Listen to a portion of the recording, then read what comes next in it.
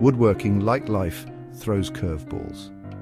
I remember this one time I was crafting a cherry wood dresser, intricate design, dovetailed joints, the works. Hours melted away in my workshop, sawdust swirled, then disaster, the wood split right down the middle. My heart sank, but giving up wasn't an option. This wasn't just a dresser, it was a test. Could I adapt? Could I overcome? See, woodworking teaches resilience. It's in the grain of the craft. You mess up, you learn, you adapt.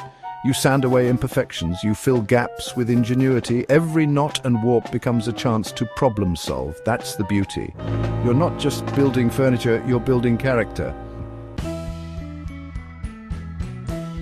History's full of these stories. Remember the story of the shipbuilders? They toiled for years, battling storms and fatigue, but they persevered. Why? Because they had a vision. Just like that old ship, we got to weather the storms. Every woodworker has tales of triumph over tribulation. It's in our blood.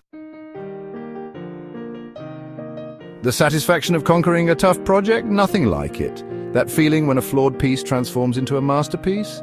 Pure magic. Resilience is the bridge. It takes you from frustration to fulfillment, so keep at it.